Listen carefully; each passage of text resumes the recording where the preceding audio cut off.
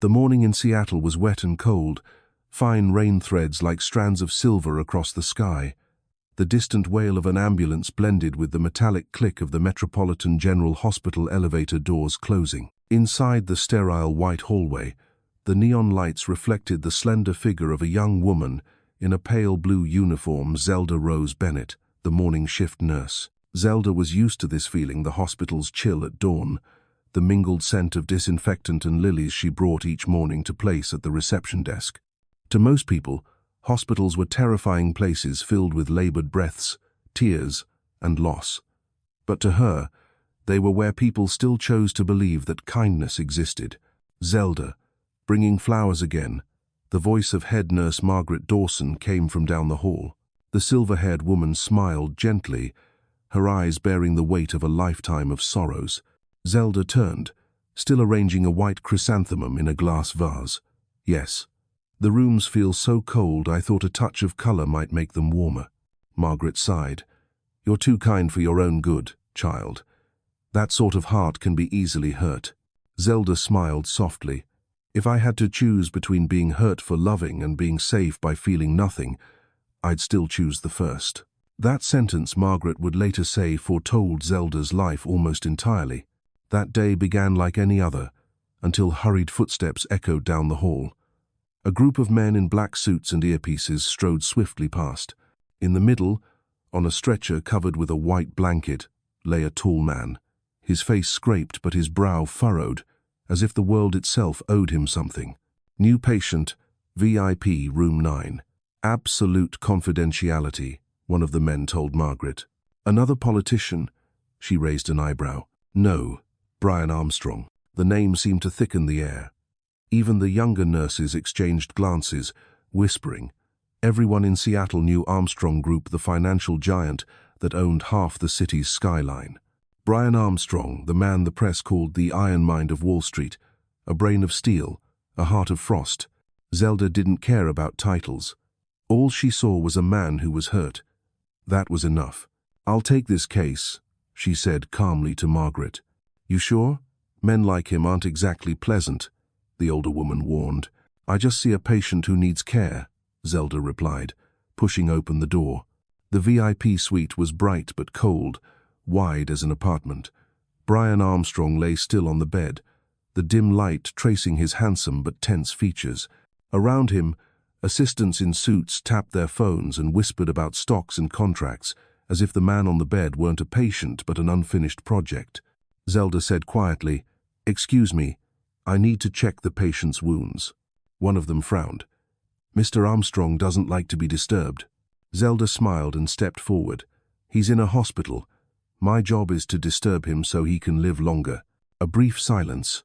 No one dared to argue with the nurse, whose voice was gentle yet firm. She checked his pulse and temperature and changed the bandages. When her hand brushed his, she noticed it was large, strong, but trembling slightly. A man used to controlling everything but is now unable to control his body. "Does it hurt much?" Zelda asked softly. His eyes remained closed, his deep voice rough. "I'm not used to being weak. No one is.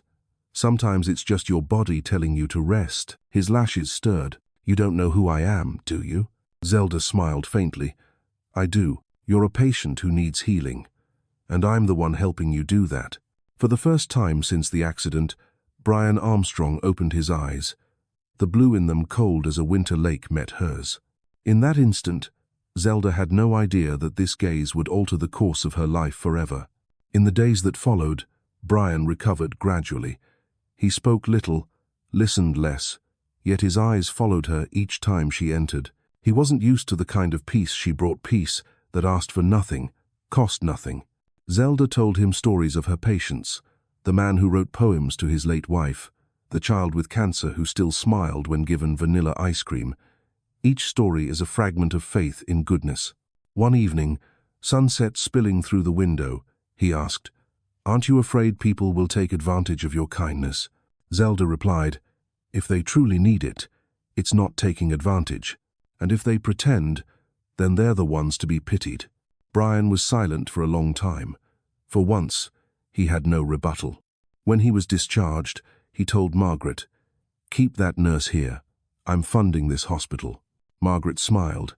Zelda can't be bought, Mr. Armstrong. I know, he said quietly. But perhaps she's already bought something I never sold, my peace of mind. Brian returned to his world glass-walled boardrooms, numbers, and eyes that measured worth only in profit. But sometimes, in the middle of a meeting, her voice echoed in his mind, if they pretend, they're the ones to be pitied. That thought lingered. He began sending flowers to the hospital. No name, only a note. To thank the one who reminded me, I'm human. Zelda guessed easily but only smiled and shared the flowers with her patients.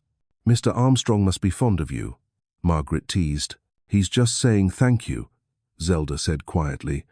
And I'm just doing my job. But Brian didn't stop there.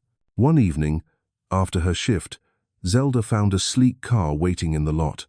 The driver stepped out. Mr. Armstrong would like to invite you to dinner. She hesitated. He's not fully recovered yet, the driver added, half joking. Zelda went.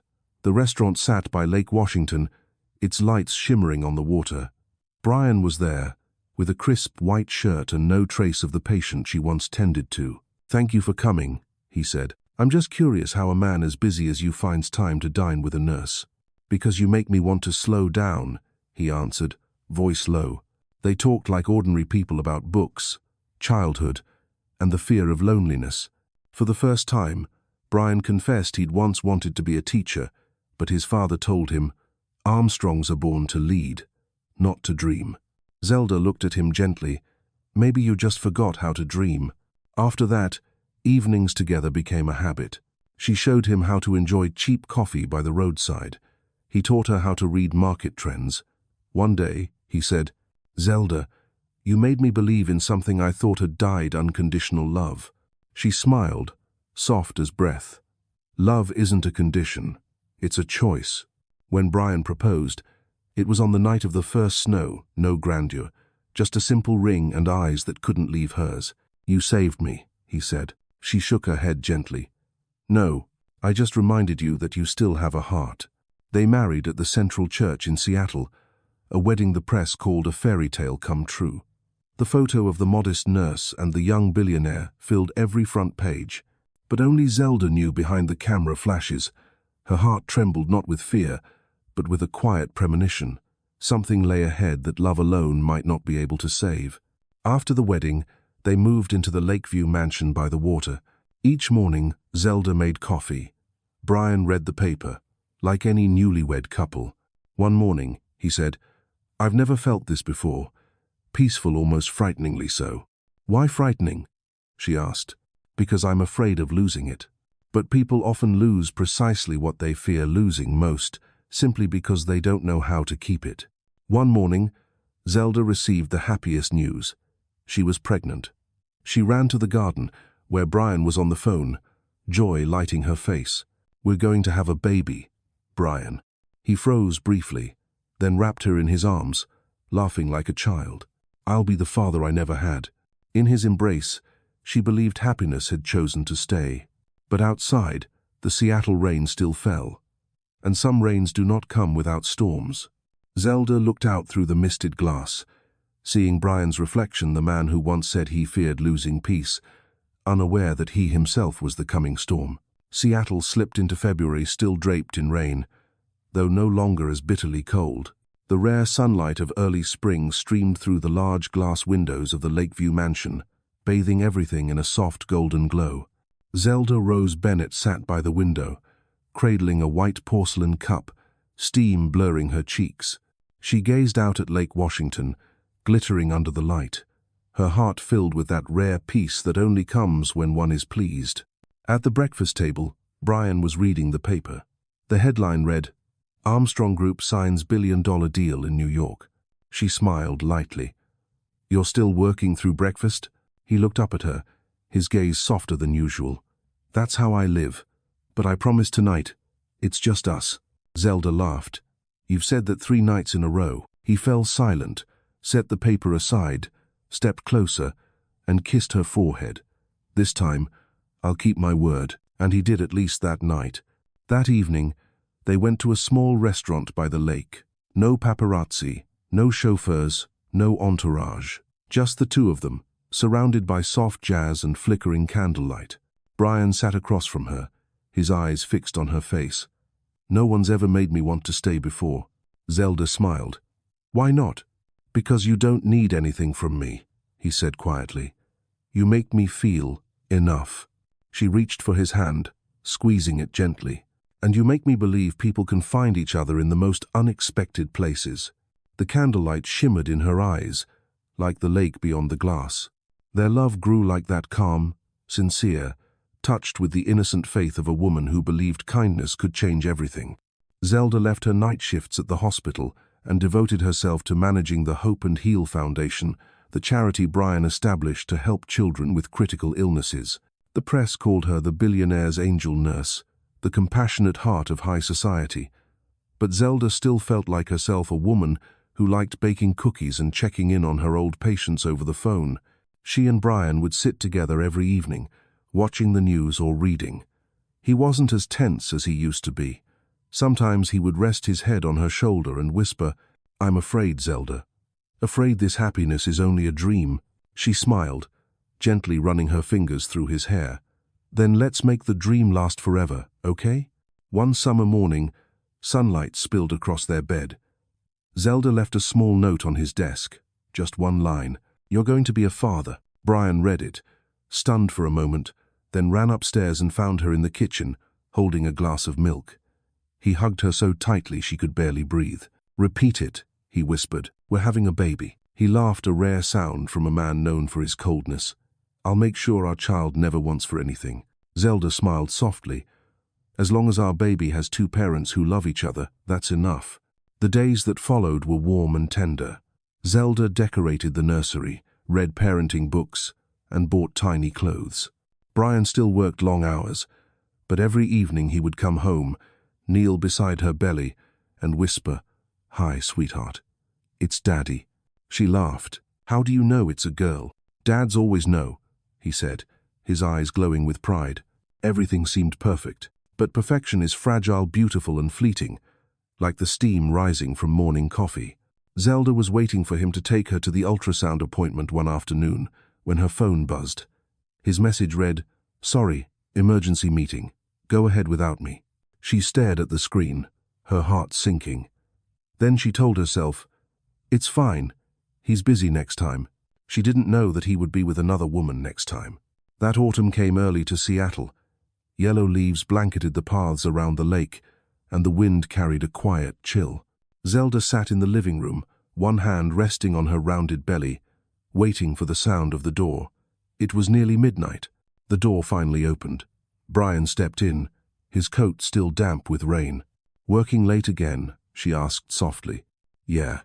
The meeting ran longer than expected. "Did you eat?" "Not hungry." "Brian," she hesitated. "The baby was kicking hard today. I wanted you to feel it." He looked at her, weary. "Zelda, I'm not in the mood for that right now." Then he walked upstairs, leaving her with the rain against the window. That night, Zelda didn't sleep. She rested her hand on her belly and whispered to her baby, "Don't blame your dad, love. He's just forgotten how to love." The next day, the papers showed Brian at a significant financial event. Standing beside him was Felicia Carter, young, beautiful, sharp, his new business partner. In the photo, her hand rested lightly on his shoulder, an intimacy that didn't belong in the boardroom.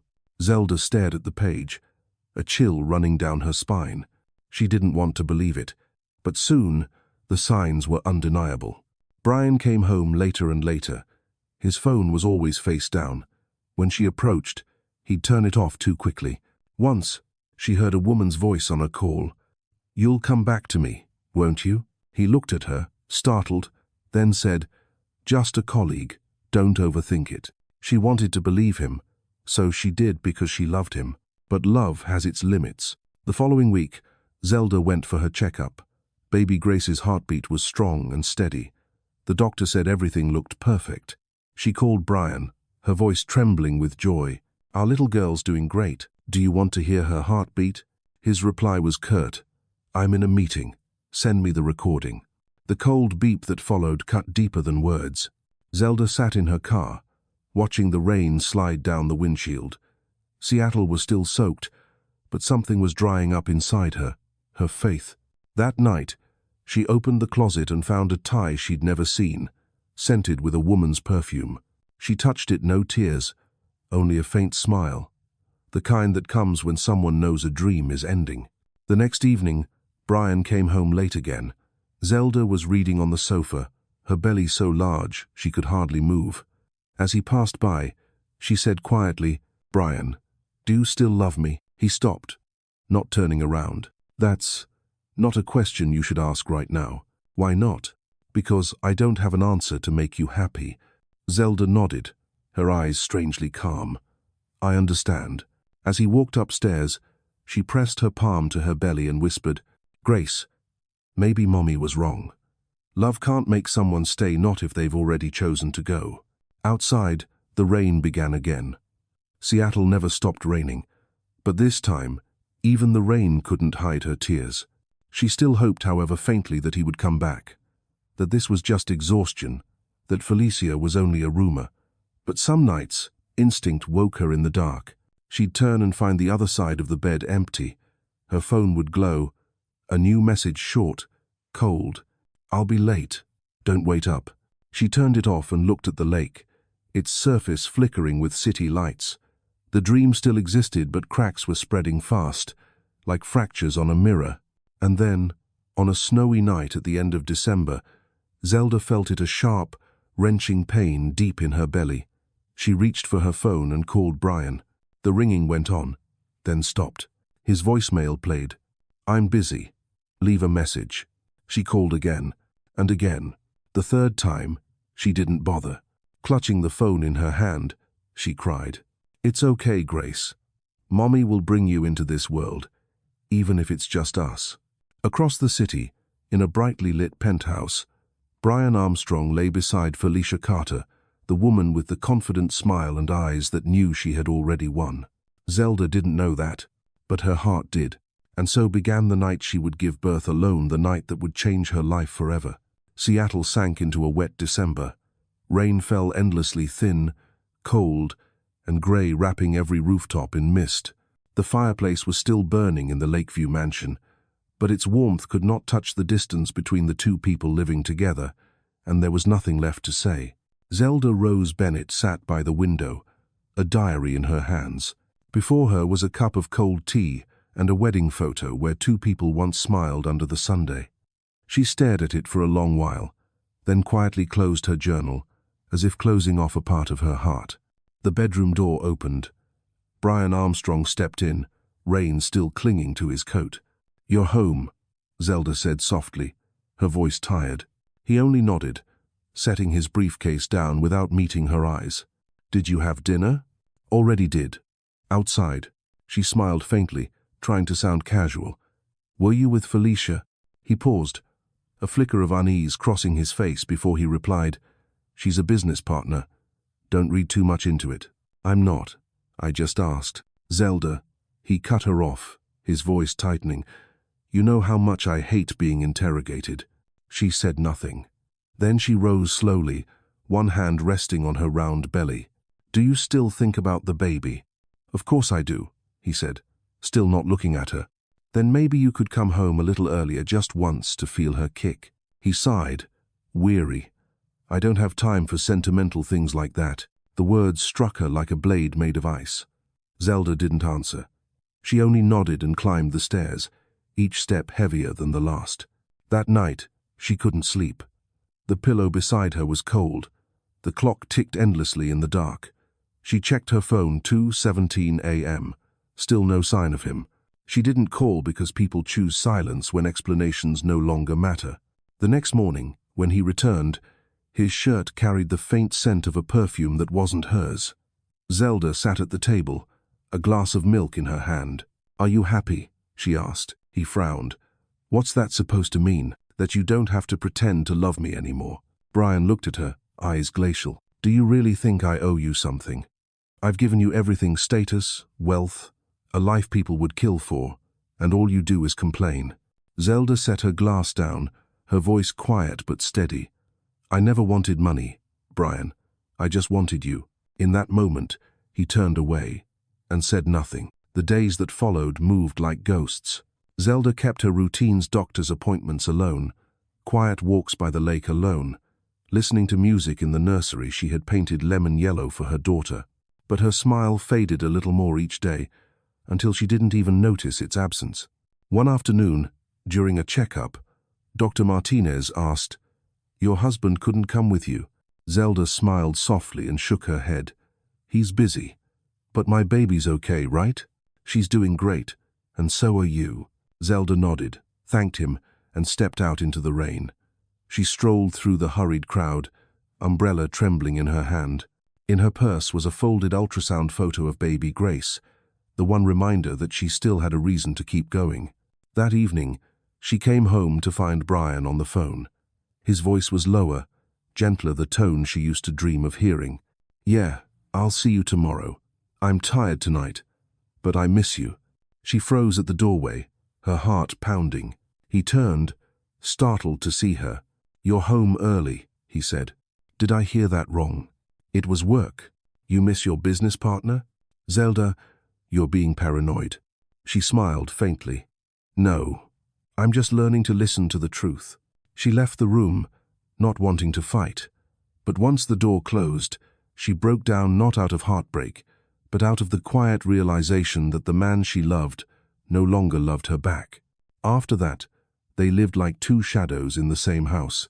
Breakfasts were silent, dinners colder still. His footsteps echoed down the hall at night, then vanished into the living room. Zelda stopped asking. She spent her days with her unborn child reading, singing lullabies, whispering words only a mother and child could share. Sometimes, she remembered that snowy night when he proposed his words, "You made me believe that kindness still exists." Now they sounded like a lie. And yet, she couldn't hate him. She was only sad that people could change so quickly, and that love wasn't enough to save everything. January came, wrapping Seattle in thick fog. Lake Washington lay under a thin sheet of ice. The trees stood bare and still, as if trapped in a gray dream. Zelda sat by the fire, sewing a tiny shirt for her baby girl. Her stitches were clumsy, but each one warmed her heart a little. Just then, her phone rang. It was Margaret, the head nurse from her old hospital. "Zelda, sweetheart, are you doing okay? Haven't seen you back at work." "I'm fine," Zelda said softly. "I'm getting ready to give birth." Margaret chuckled. "Your husband must be thrilled." Zelda paused for a moment. "He's swamped, Margaret." The older woman's voice faltered, then sighed. "Zelda, sometimes we can't save someone from themselves, but we can still save ourselves." After the call, Zelda sat silently, watching the fire fade to embers. She realized it was time to stop waiting. That night, Brian came home later than ever. Zelda was sitting on the sofa, a small suitcase beside her. He frowned. "Where are you going?" "I'm going to stay with my mother for a few days to prepare for the birth." "No need. I've arranged nurses, private rooms, everything. I don't need any of that, Brian. I need to be somewhere love still exists." "Don't start with those movie lines, Zelda. You have everything any woman could want, but not the one thing I wanted most, your care." She stood up, her voice calm, almost serene. "I'm not leaving you, Brian. I'm leaving to find myself again." He didn't stop her, not a word.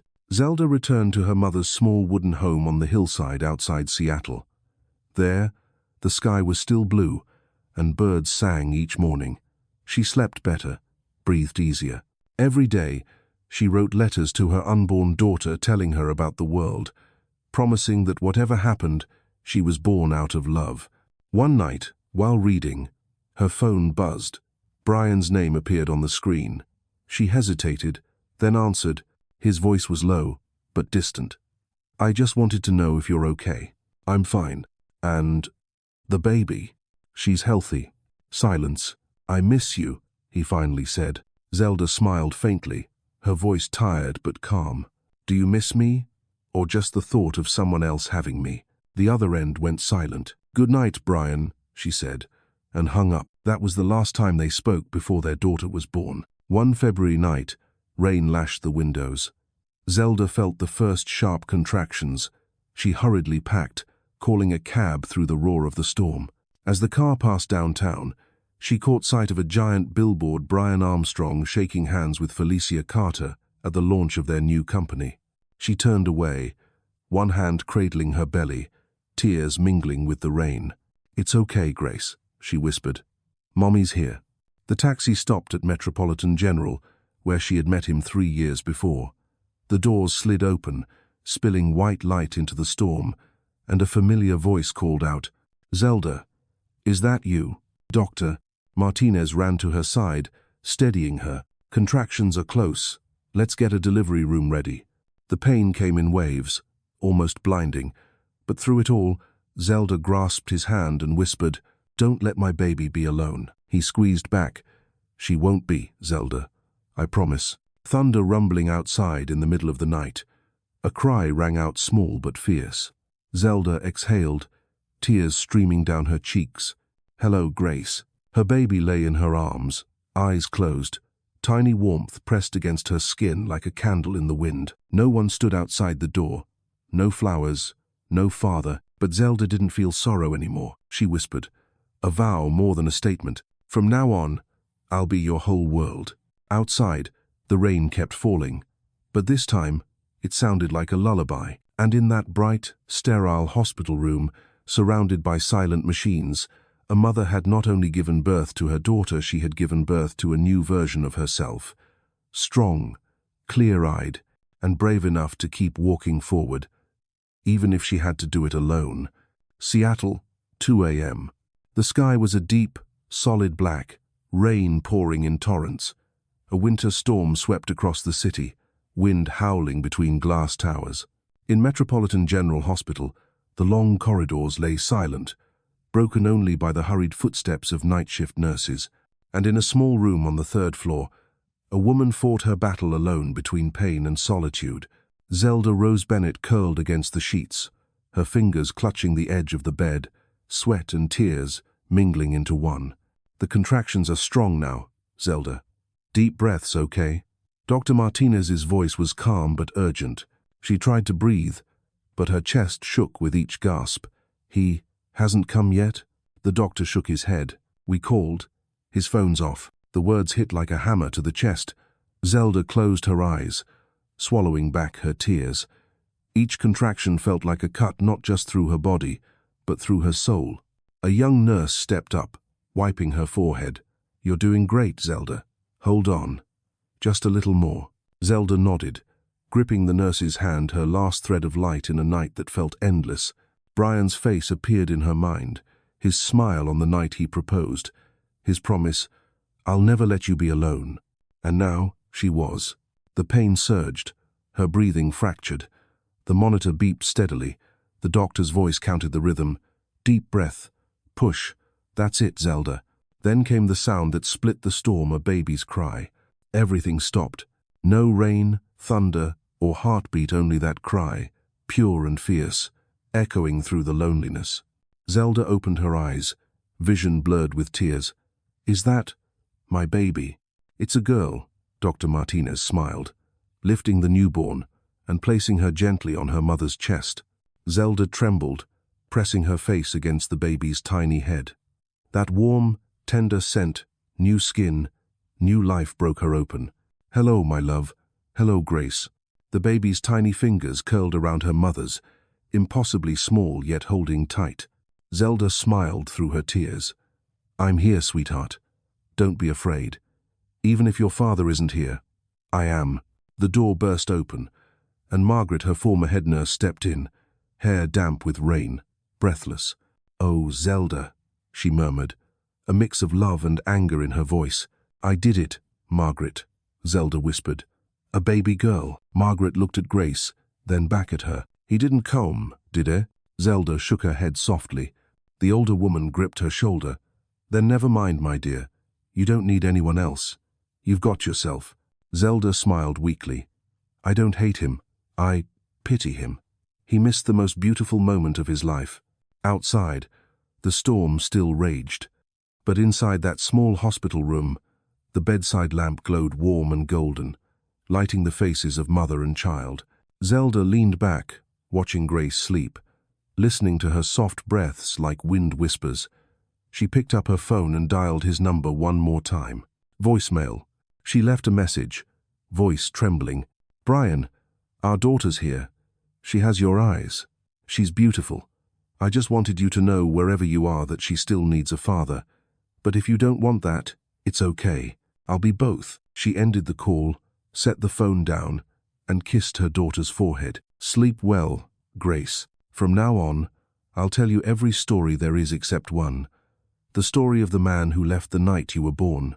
And to the rhythm of rain on the window, Zelda drifted into her first sleep as a single mother. Meanwhile, across the city, the penthouse lights still burned. Inside, jazz played softly. A glass of red wine gleamed under the light. Felicia Carter lounged on the sofa, silk robe draped carelessly over her shoulders, lips curved in triumph. Brian leaned back in his chair, eyes distant as he stared out at the storm. "What's wrong?" Felicia asked, running a finger along his collar. "Nothing." "Thinking about your wife again?" He didn't answer, just blinked. Felicia smirked. "Don't worry. She'll get used to it. Women like her are made to endure. Men like you are made to take what they want." Brian turned toward her, his gaze suddenly cold. "Is that what you think?" "Isn't it true?" she said, pouring more wine, her tone careless. He said nothing. The wine tasted bitter that night. A flash of memory crossed his mind, Zelda in her pale blue uniform, smiling softly that morning he left the hospital. The memory pierced through the wall of pride he'd built around himself. He reached for his phone, and the screen lit up no messages, no missed calls. He typed her name, Zelda, then stopped and put it down. Felicia tilted her head. "Were you going to call her?" "No." "Afraid?" "I'm just tired." But he was afraid. Afraid she wouldn't answer. Afraid she would. Afraid he no longer knew who he was in her life or what she had become without him. Brian checked his phone by morning, when the grey sun rose through the fading rain. One unread voicemail. He pressed play. Zelda's voice filled the room, faint, trembling, but clear. "Brian, our daughter's here. She has your eyes." His hand tightened around the phone. Blood rushed to his face. He stood abruptly, grabbed his coat, and ran for the door. Felicia called after him. "Where are you going?" "To the hospital." "Too late, darling. She doesn't need you anymore." Her words stopped him mid-step. Maybe she was right. Maybe it really was too late. At Metropolitan General, Zelda was awake, cradling Grace. Margaret entered with a bouquet of white chrysanthemums. "Who are these from?" Zelda asked. "No name," Margaret said. Zelda smiled faintly. "White chrysanthemums, the flowers of new beginnings." Margaret hesitated. "Will you ever talk to him again?" Zelda looked down at her baby, her voice gentle but firm. "No. I don't want my daughter growing up out of someone's pity." "What will you do then?" "I'll go back to work. I know how to start over now." Margaret smiled, squeezing her shoulder. "You're stronger than I thought, Zelda." Zelda shook her head softly. "Not stronger, just out of choices." She kissed Grace's forehead and whispered, "Thank you for coming, my love. You've reminded me that I still matter, even if the world turns away." By afternoon, as the last drops of rain faded, Zelda left the hospital. Outside, the city was still grey, but it had never looked more beautiful to her. Each drop clinging to the trees sparkled under the weak sun, like the tears she'd already shed, cold at first, but clear in the end. She carried Grace in her arms, wrapped in a small blanket. The wind tossed her hair, but her smile shone bright. "Welcome to the world, Grace," she whispered. "As long as you have me, you'll never be alone." A young nurse passing by called out, "Zelda, you're walking home. It's freezing." Zelda smiled. "It's okay." The rain stopped, and I've got the warmest reason to keep going.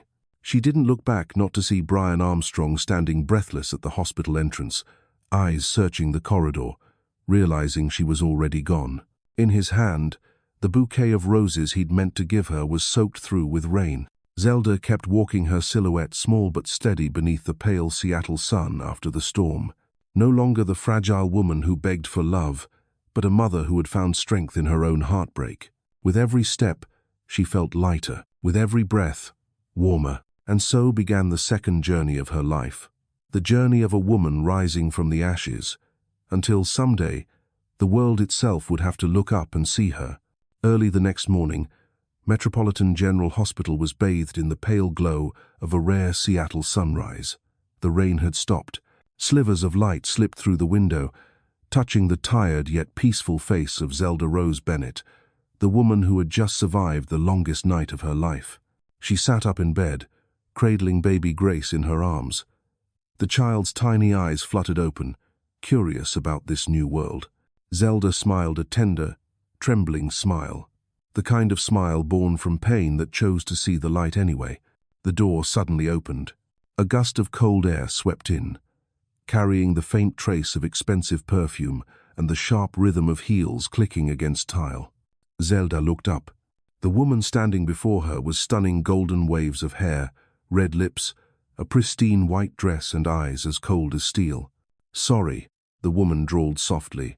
"I hope I'm not interrupting." Zelda didn't recognize her until the woman smirked and said, slowly, "I'm Felicia Carter. I'm sure you've heard the name." The room froze. Zelda's gaze stayed gentle, but her hand gripped the blanket tighter. "What are you doing here?" Felicia stepped closer, glancing at the baby in her arms, tilting her head slightly. "Well, she's adorable, but I'm afraid her father won't be showing up. He's in New York, with me." Zelda bent down, kissing her daughter's forehead, as if shielding her from those cruel words. "You shouldn't be here," she said quietly. "This is a hospital." Felicia laughed, that cruel, polished laugh of someone who'd never known loss. "I just wanted to see the woman who made Brian lose sleep over his guilt. The one who made him say, 'Zelda makes me feel like I still have a heart.'" She smiled with mockery. "How ridiculous." She leaned closer, voice lowering to a whisper. "Did you know, he was with me last night, the night you gave birth, because I'm the one he chose." Zelda said nothing. Her shoulders trembled once, but her eyes remained calm, clear, like spring water untouched by storm. "Are you done?" she asked, her voice steady, almost serene. Felicia blinked, perhaps surprised. She had expected screaming, tears, maybe even a slap. Not this quiet strength. "You're not angry? You're not going to shout at me or curse his name?" Zelda shook her head. "If I get angry, my daughter will be the first person to see my tears, and I don't want that." Felicia's brow furrowed, her tone dripping disdain. "Keep talking like that, but soon enough, you'll be begging him to return. Women like you can't survive alone." "Zelda mit Herhase, you're wrong. I won't just survive. I'll live well, because my daughter deserves a mother who never bows her head." For the first time, Felicia's confident smile faltered. She turned sharply, her heels echoing against the floor as she stormed out. Behind her, baby Grace whimpered, the only sound left in the room, soft and haunting. When the door closed, Zelda felt her strength finally give way. She laid Grace gently in the crib, turned away, and for the first time since giving birth, she wept. Not weakly, but with the deep sobs of someone who had just watched every illusion collapse for good. Outside, the rain began again, but this time, she wasn't afraid. An hour later, the door opened softly. A man in a white coat entered, holding a folder. "Good morning. I'm Dr. Tim Rooney. I've been assigned to check on you and the baby." His voice was calm, low, and warm like sunlight on a cold day. Zelda turned and nodded faintly. "Hello, Doctor," he smiled. "You're stronger today. Pulse steady, blood pressure good, and the little one's doing great." "Thank you," she said, her voice quiet, eyes still swollen from tears. Tim noticed the pile of tissues by the bed, but didn't comment. Instead, he said gently, "Being strong doesn't mean you never cry. It means you can still move forward afterward." Zelda looked up, surprised. His eyes met hers not with pity, not with curiosity, but with understanding. For a moment, she felt something she hadn't felt in a long time, the sense that someone truly saw her, without trying to fix her, just being there. 2 days later, Zelda was discharged. The sky over Seattle was apparent. Tim Rooney walked her to the exit. He handed her a knitted scarf. "It's still cold. You should keep warm." Zelda hesitated. "I'll return it." He smiled. "When you don't need it anymore, give it to someone who does. That's enough." She looked at him, said nothing, but in her heart, Something tiny and fragile began to bloom again. The belief that kindness still existed. Zelda moved into a small apartment on Capitol Hill, rented from an old friend. It had 2 windows, an old wooden chair, and a single bed, but it was warm, and that was enough for her and Grace to start over. Each morning, she brewed coffee and turned on the radio to listen to health updates. Sometimes, Grace's soft cries would fill the room, and Zelda would hold her close, humming gently, "You are my sunshine, my only sunshine." Every note trembled, but carried strength. Margaret often visited, bringing food and bits of news from the hospital. One morning, she handed Zelda a small envelope, no name, just a note, "For the bravest mother I've ever met." Zelda opened it. Inside was a check, $50,000, and a single line written in a neat hand. "No repayment needed. Just stay well, both of you." Signed, Dr. Tim Rooney. Zelda sat still for a long time. She knew it wasn't charity. It was kindness, the one thing she never wanted to doubt again. Weeks later, she decided to return to work. The hospital welcomed her back immediately. On her first day, she ran into Tim in the hallway. He was carrying a stack of files, and she was pushing a medicine cart. "You're back," he said, genuine joy in his tone.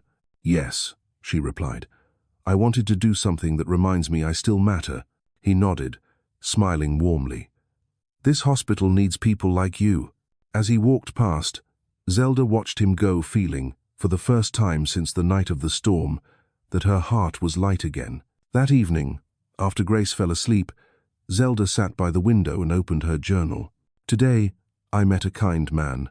He isn't rich like Brian, nor dazzling like the world I left behind, but something in his eyes makes me feel safe. Maybe God sent him not to love me, but to remind me that goodness still lives, and that even after everything, I can still believe." She closed her journal and looked at the city slowly sinking into the night.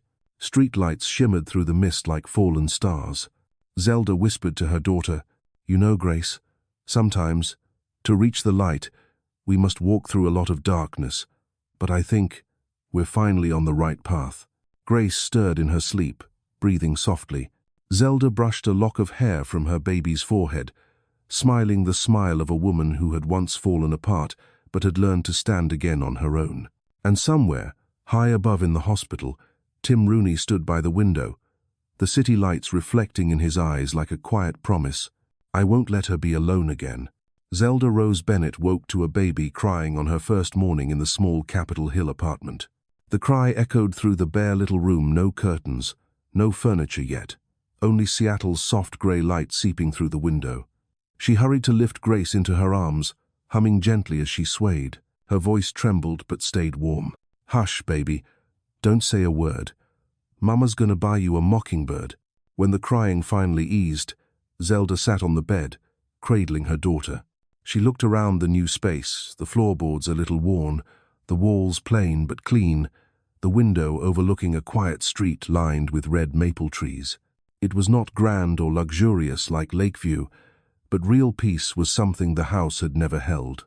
She made herself a cup of coffee, set it on the windowsill, and watched the drizzle outside.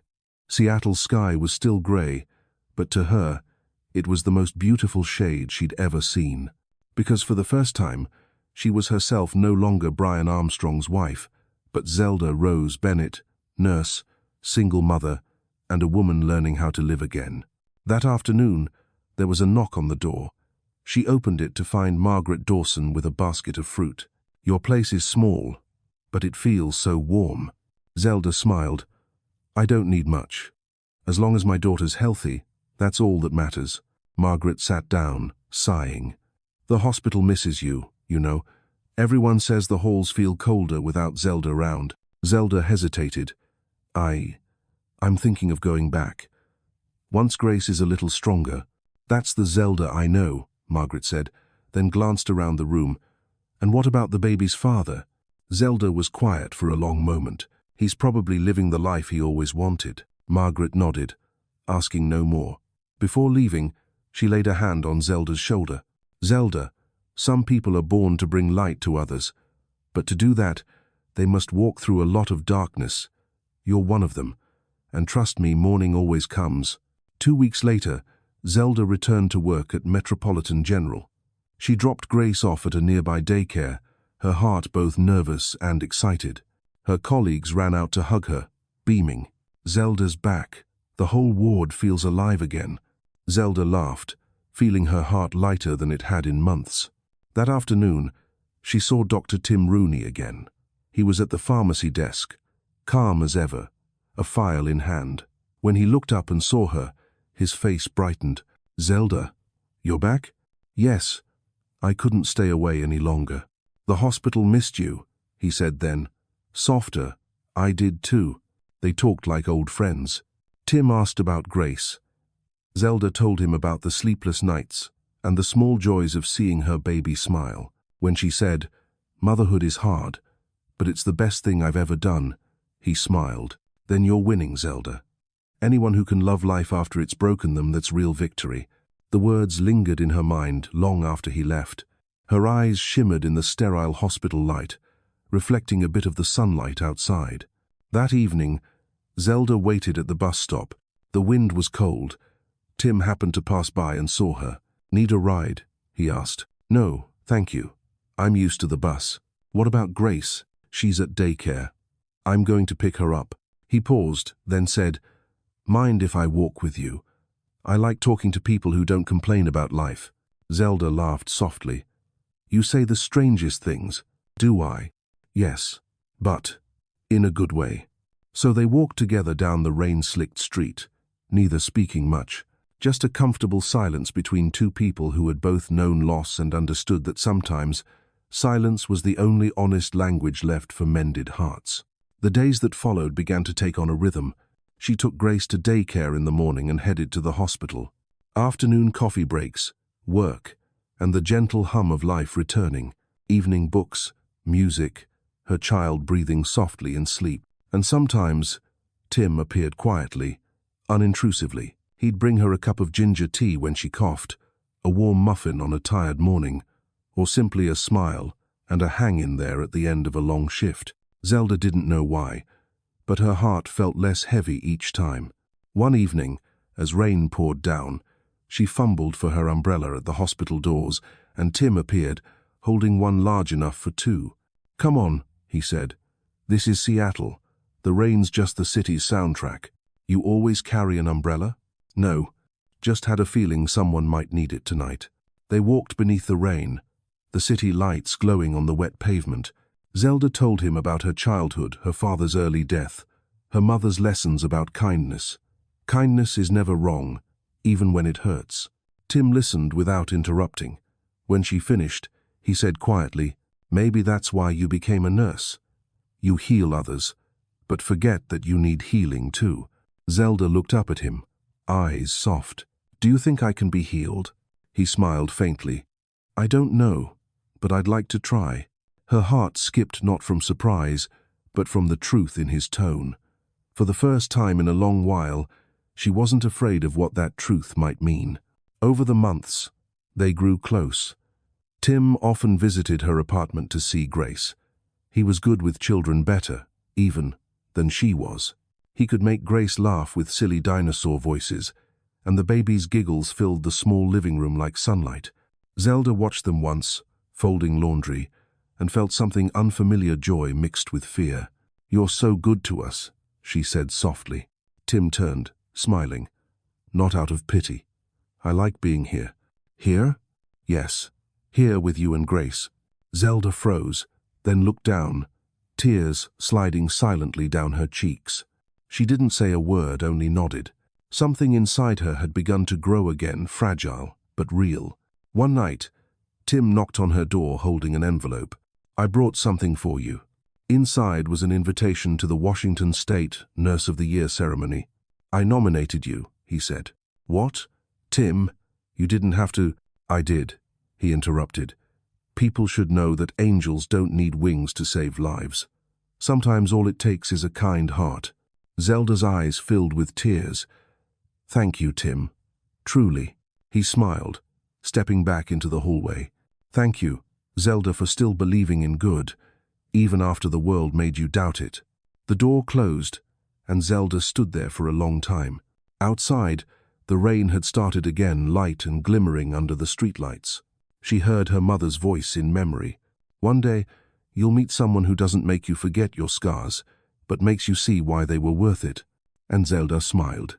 Maybe that someone was the man who had just walked down her hall. That night, after Grace fell asleep, Zelda wrote in her journal, "Date. Tim Rooney never promises anything. He appears quietly like a small light in the dark. I don't know if this is love, but I know my heart feels peaceful again." She closed the notebook and blew out the lamp.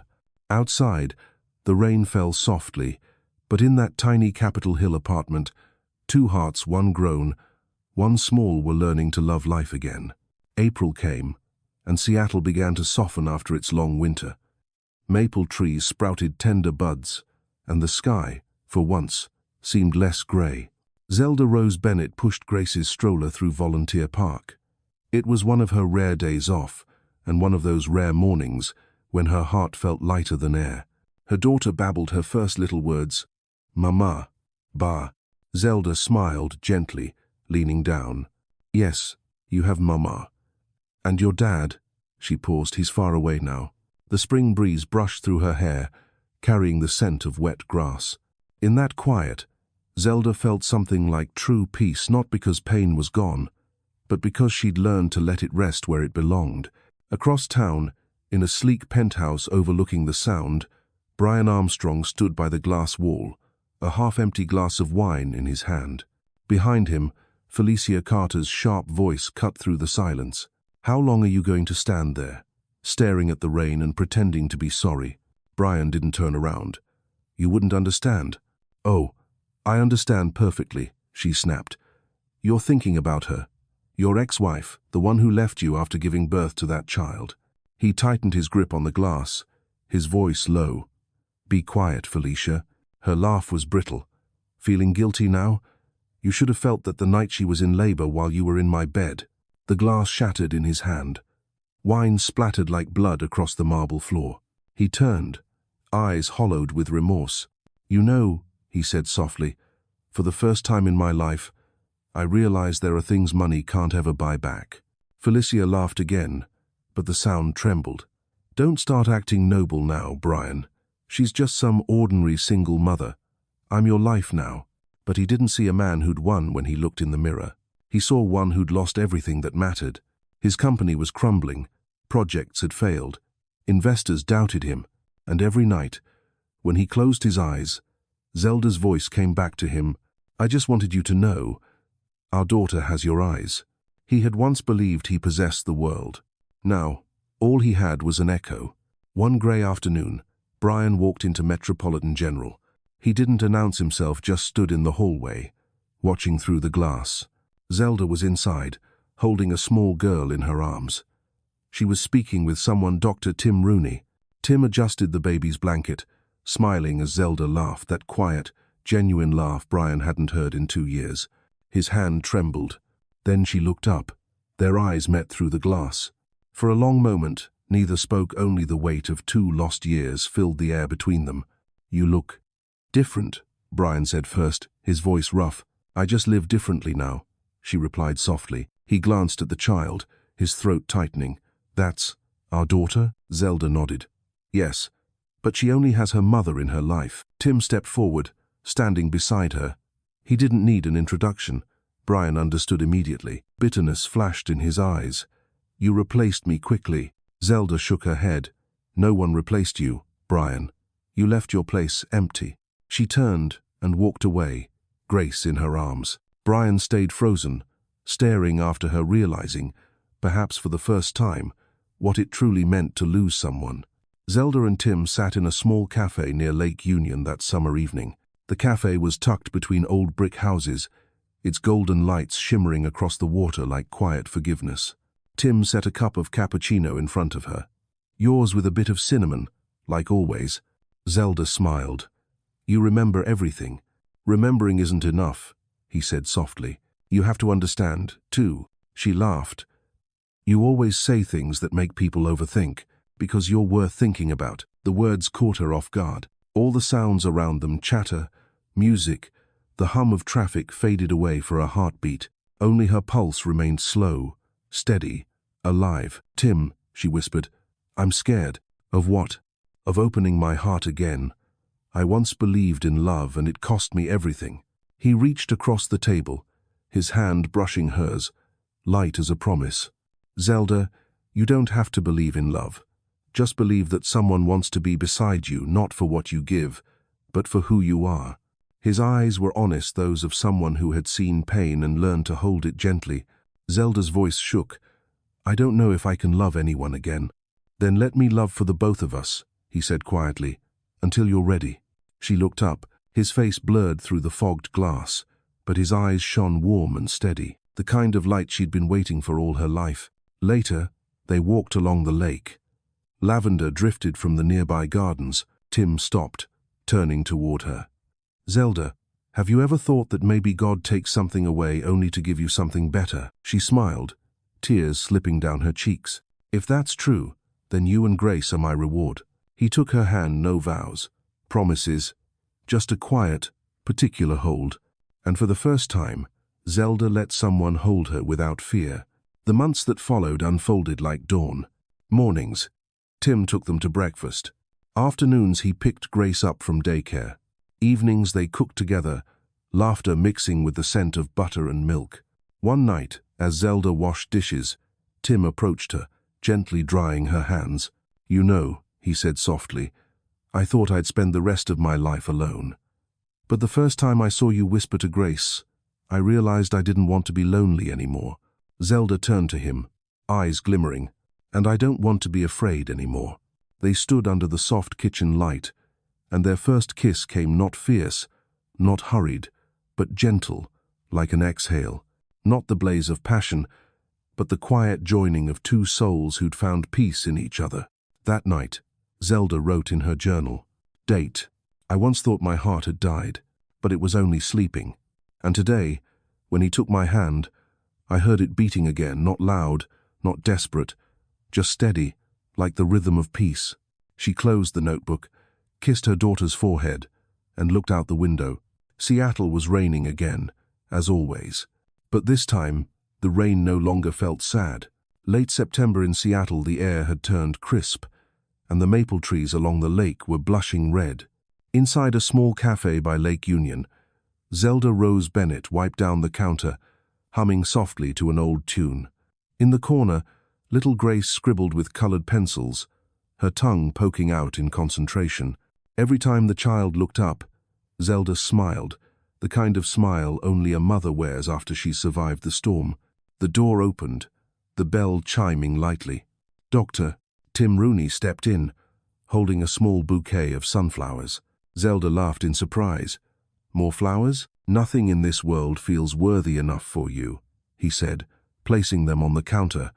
"So I brought the only thing that always turns toward the light." She lowered her head, hiding her smile. Tim sat down and looked at her quietly for a while before saying, "Zelda, you know, it took me 7 years to become a good doctor, but only 7 days to realize I needed a reason to live beyond work." Her eyes softened. "And you think that reason is me?" "I don't think anymore," he said gently. "I know." Silence bloomed between them, not awkward, just full. Grace's laughter drifted through the cafe, bright as sunlight breaking through rain. Zelda looked at her daughter, then back at Tim. The fear she once carried, fear of love, pain, and repetition, was dissolving like mist. That afternoon, they walked along the lake. The water mirrored the sky, still and wide. "Tim," she murmured, "do you ever think we're moving too fast?" He shook his head. "No, because I've been waiting too long." "You're not afraid?" "I am," he said honestly, "but when I'm with you, I feel brave." Zelda smiled faintly, lowering her gaze. "I used to think love was a wound. Now I think maybe it's the medicine." They stopped by the wooden railing overlooking the water, the golden light of dusk melting around them. Tim reached into his pocket and pulled out a small velvet box. Zelda froze. He opened it. A simple silver ring shimmered in his palm. "Zelda Rose Bennett," he said, trembling slightly, "I can't promise to erase your past. I can only promise to help you write the rest with peace." Tears welled in her eyes, Not from sorrow, but from the sudden realization that love no longer required pain to feel real. She took his hand. "I don't need you to replace anyone, Tim. Just don't walk away." He smiled, slipping the ring onto her finger. Across the lake, a flock of birds skimmed the water, no spotlight, no crowd, only a quiet moment that felt like forever. When they returned to their small Capitol Hill apartment, Grace ran out and clung to Tim's legs, squealing, "Daddy Tim, Daddy Tim." Zelda froze. Tim lifted the little girl, kissed her forehead, and looked at Zelda. "I may not be her father by blood," he said softly, "but I promise to be the first man who teaches her what love feels like." Zelda said nothing, wrapped her arms around them, holding on as though she could gather her past and present into one embrace. That night, in their warm little kitchen, they shared dinner, pasta, salad, and Tim's somewhat crooked chocolate cake. Zelda laughed at his clumsy frosting. "If you weren't a doctor, you'd make a good baker," he grinned. "Only if you'd run the shop." "And Grace? Our official taste tester." Their laughter filled the apartment, spilling into the soft light and the scent of butter and sugar. Zelda, leaning her head on his shoulder, thought, "Happiness doesn't need to be loud. It just needs to be true." The following week, the Heart of Humanity Awards were held at the Seattle Convention Center. Zelda stood on stage in a pale blue dress, radiant but straightforward. Grace sat in the front row in a white dress with a bow in her hair. Tim watched from beside her, his eyes never leaving Zelda. The host announced, "This year's Heart of Humanity Award goes to Zelda Rose Bennett, a nurse who reminds us that compassion, resilience, and healing begin in the heart." Applause rippled through the hall. Zelda stepped up to the microphone, bowed her head briefly, and spoke. "3 years ago, I thought I had lost everything, my marriage, my faith, my hope. But losing everything taught me I still had one thing left, the capacity to love. I'm not extraordinary. I'm just a woman who fell and chose to rise again. And to anyone hurting, you don't need someone to save you. You need to believe you're still worthy of love." The room was silent for a moment, then applause thundered, long and unending. Under the flash of cameras, Zelda saw Tim smiling, and she knew, right then, she was no longer a survivor of her story, she was the author of it. The next day, newspapers called her Seattle's Angel in Blue, the woman who turned pain into strength. The photo that spread the widest was Tim pinning the award to her chest, his gaze so gentle it seemed to still the world. Meanwhile, across town, Brian Armstrong sat alone in his office. On the screen, Zelda's speech replayed. He watched quietly, then turned it off, whispering, "She's become everything I never deserved." Felicia burst in, slamming papers on his desk. "The stock's crashing, Brian. You need to face the press." He looked up, his voice calm and tired. "No, I've already learned my lesson. When you lose the person who truly loved you, you lose everything." Felicia scoffed. "You're weak." "No," he said, his tone steady, almost peaceful. "I'm finally awake." A month later, Tim took Zelda and Grace to Boston, his hometown. He introduced her to his mother, a poised woman with kind, sharp eyes. "My son's never brought anyone home before," Mrs. Rooney said with a smile. "But seeing how you look at him, I understand why." Zelda bowed her head. "I can't promise to make him happy every day, but I'll never stop standing beside him the way he stood by me." "That," Mrs. Rooney said, "is all a mother could hope for." Tim suddenly knelt beneath the glittering Christmas lights at the Boston Commons one winter night. The crowd quieted as his voice rose above the wind. "Zelda Rose Bennett," he said, "you once taught me that happiness isn't about perfection. It's about the courage to love again after pain. I love you for your strength, kindness, and being you. Will you marry me?" The square erupted in cheers. Zelda covered her mouth, tears spilling freely. She looked at Grace, clapping, giggling then at the man before her. "I once said I'd never believe in love again," she said through tears, "but maybe you've made me believe." She nodded. Tim stood, wrapped her in his arms as snowflakes drifted down. The church bells rang, weaving into the wind the music of the most beautiful winter of their lives. Later, when the square emptied, Zelda and Tim stood by the Charles River, hand in hand. She whispered, I used to think my life was made of tears, but now I see even tears can reflect light if you look the right way. Tim smiled, kissing her forehead. And you, Zelda, are that light. She laughed softly, watching the snow fall slowly as a memory. And in her heart, she heard her own voice, the narrator of her story. Sometimes, it takes half a lifetime to realize true love doesn't overwhelm you. It simply brings you peace. There, in the glow of Boston's Christmas lights, Zelda Rose Bennett rested her head on the man who taught her that love isn't about starting over. It's about finally believing you deserve to be happy. Winter in New York. Snow fell thinly, like time dust settling on everything it touched. In the glass-walled office on the 54th floor of Armstrong Tower, Brian Armstrong sat alone, staring down at Fifth Avenue, the city still moving, cold and relentless, just as he had once been. On his desk, the ice in his whiskey had long melted, the drink now as flat and empty as he felt. Across from him, the muted glow of his computer screen showed the evening news. A headline scrolled across the ticker: Zelda Bennett, once betrayed, now honored as a national symbol of compassion. He didn't turn it off. He just watched her, Zelda, in a pale blue dress, speaking to the crowd with the same calm grace he remembered. Beside her stood Dr. Tim Rooney, whose eyes carried kindness and composure, the kind of gaze Brian had never learned to give. He remembered the day she left. The house had been so big that the closing door sounded like a farewell that wouldn't end. She left behind nothing but a note. I can't stay where love has become a burden. At the time, Brian hadn't felt regret. He thought he was right. A man, he believed, should always choose ambition first. And he did until he realized no one was left to share the success with. The name Armstrong had once commanded respect. Now it was just a sterile brand whispered behind closed doors with skepticism and pity. Felicia Phillips, the woman he'd given up everything for, had become a tabloid drunk, drifting from one scandal to another. And Brian? A man who once had it all now sat in the dark, watching his life like a long-over film. A soft knock broke the silence. "Come in," he said hoarsely. A young assistant entered with a folder in hand. "Sir, the quarterly report. We're running at a significant loss." Brian gave a hollow smile. "I figured as much. Should I call the board in?" "No. Go home.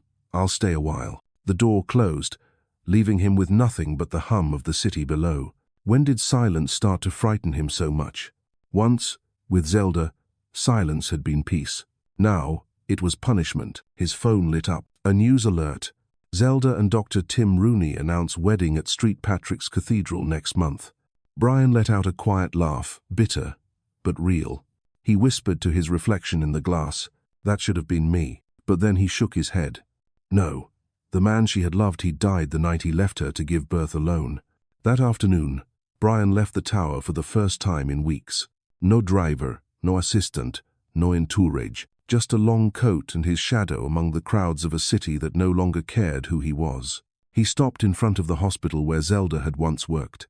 A new sign hung by the gate: Pediatrics Wing, the Zelda and Tim Rooney Foundation. His name was nowhere to be found. The world no longer needed Brian Armstrong. A nurse passing by recognized him.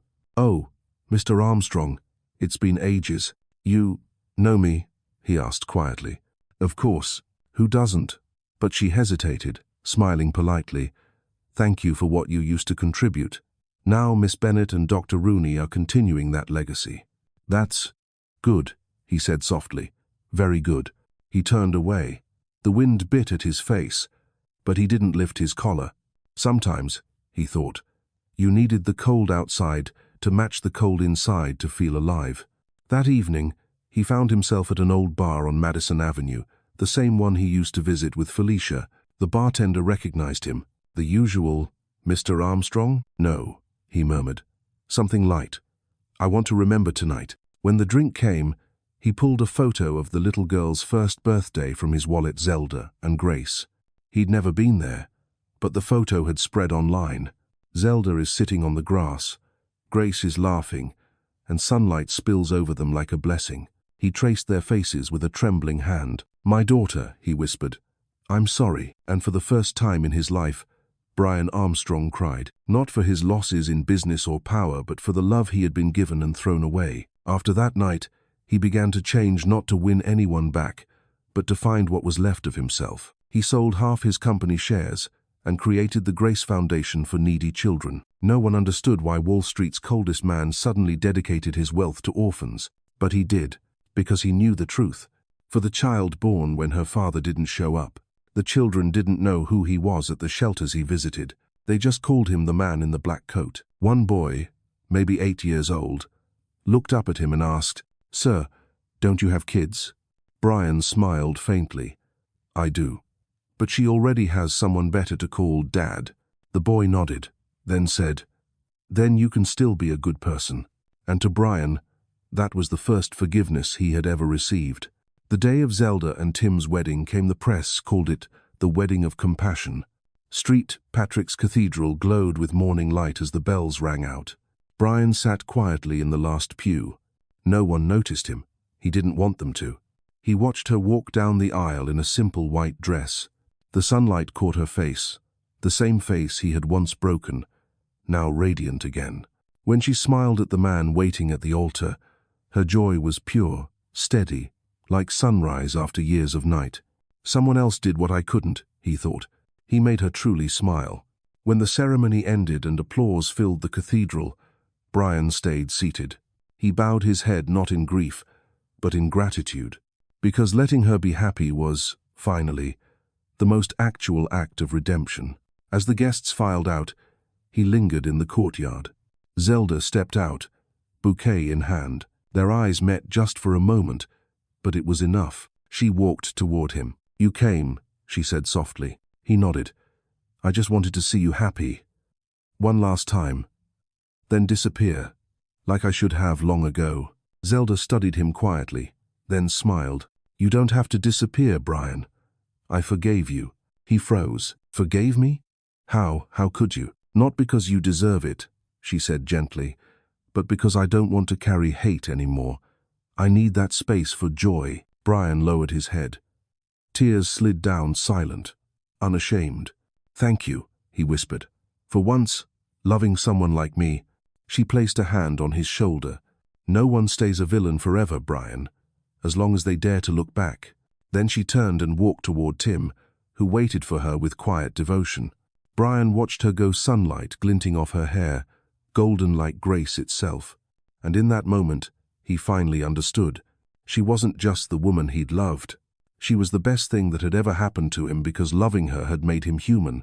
A year later, Brian stood on stage at a Grace Foundation charity gala before a crowd of donors.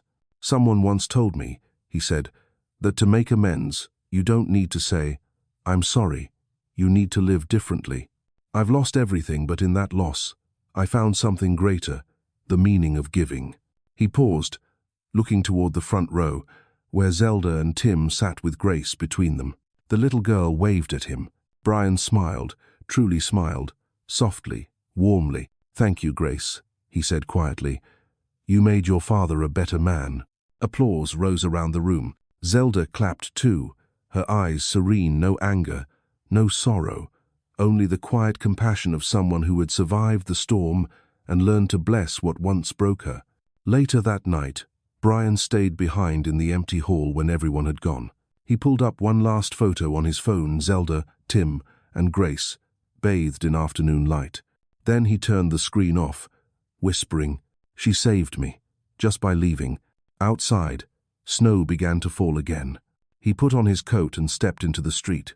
No one recognized the man who once ruled the skyline. But for the first time, Brian Armstrong felt free. He walked through the snow, a faint smile on his lips. Not because he was happy, but because he finally understood love. To love someone enough to let them be happy, even if it's without you. 4 years later, autumn sunlight gilded the city of Boston. The trees outside the newly built children's hospital whispered in the wind, their golden leaves carpeting the path leading to the sign that read, "The Grace Children's Center." Through the glass doors stepped Zelda Rooney, hand in hand with 5-year-old Grace, curls tumbling, brown eyes sparkling. "Did you remember to thank everyone, sweetheart?" Zelda asked. Grace nodded eagerly. "Uh-huh. And I told them I'm going to be a doctor like Daddy Tim." Zelda laughed, kneeling to tie her daughter's shoe. "Then keep that promise tight, my love. Daddy will be proud. Behind them, Tim Rooney appeared from the research wing, still in his white coat, weary but smiling. All done with the meeting? Zelda asked.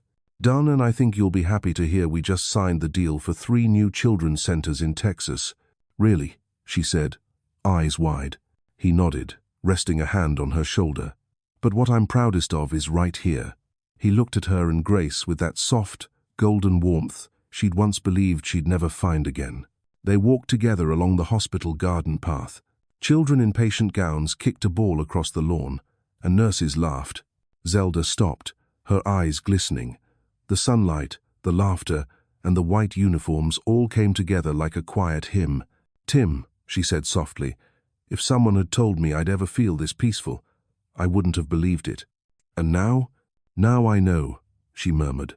Sometimes the best things come after we think everything's been lost. He bent to kiss her forehead. You didn't lose, Zelda. You just walked far enough to come home finally. That afternoon, they took Grace to the park along the Charles River. The little girl ran ahead, gathering armfuls of fallen leaves, her laughter rising like music. Tim and Zelda sat on a bench, fingers intertwined, watching her joy. They didn't need to speak. Real happiness often didn't require words. Across the water, Boston's skyline shimmered in the golden light. Church bells chimed in the distance, a gentle reminder that every storm, in time, finds its calm. Zelda rested her head on Tim's shoulder. Do you ever wonder, she asked, if I hadn't met you, how my life would have turned out? He squeezed her hand. I don't know.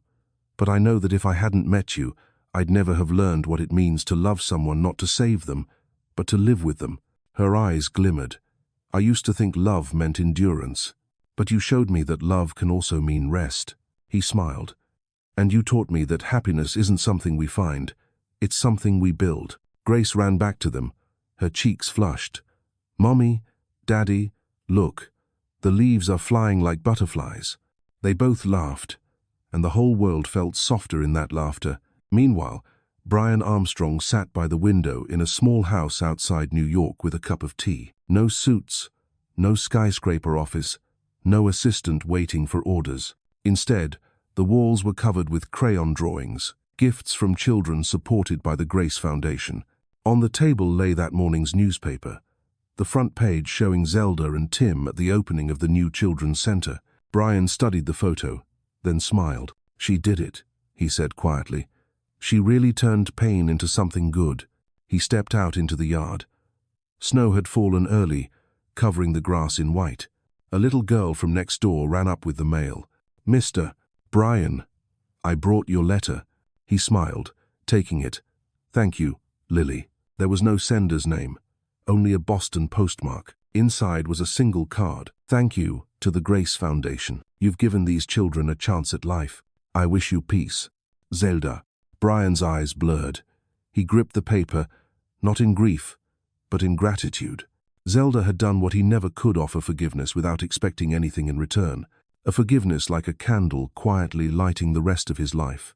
That night, he wrote in his old notebook, if someone asked for my greatest regret, I'd say it was not learning to love while I was still being loved. But if they asked for my most excellent fortune, I'd say it was once being loved by the woman who taught me how. He closed the notebook and looked outside. Snow was still falling, and this time it looked beautiful, because he had finally stopped resenting himself. A year later, Zelda and Tim attended the Grace Foundation's Christmas charity gala in Boston, and Brian came too, quietly, as an old friend. They met in the hallway beneath golden lights. Zelda smiled, extending her hand. It's been a while. Brian shook it, his eyes calm now. Are you happy? He asked. Very, she said. And you? He smiled faintly. At peace. For the first time, I think. They stood silently for a moment. Then he added, thank you, Zelda, for forgiving me. Because of you, I learned that no one truly loses everything, as long as they can still love. She nodded. And thank you for not stopping at regret. As they said goodbye, Brian watched her walk away, no longer the woman he lost, but the light that had guided him out of the dark. There was no pain left between them, only gratitude. He understood now. Sometimes, the most genuine love is letting go, so both hearts can finally rest. That night, After the gala, Zelda and Tim walked hand in hand through the snowy streets. Grace slept soundly in Tim's arms. Zelda looked up at the sky, snowflakes melting in her hair, glowing under the streetlights. "You know," she whispered, "everything that once hurt now feels worth it." Tim smiled, pulling her closer, "Because those things led me to you." They stood still, the city wrapped in silver light. Zelda spoke softly. "If someone asked what happiness means, I'd say, it's being able to smile when you remember the past." Tim replied, "And having someone's hand to hold through the present." She chuckled. From afar, the church bells played Silent Night. Under the golden lights, the three of them, Tim, Zelda, and Grace, walked together, leaving footprints in the fresh snow. Footprints of a family that had found one another after loss, of souls once broken who dared to begin again. Years later, Zelda told their story to Grace when she was grown. Her voice was low and warm in their small seaside home in Maine, like a lullaby. "I used to think happiness was being loved," she said.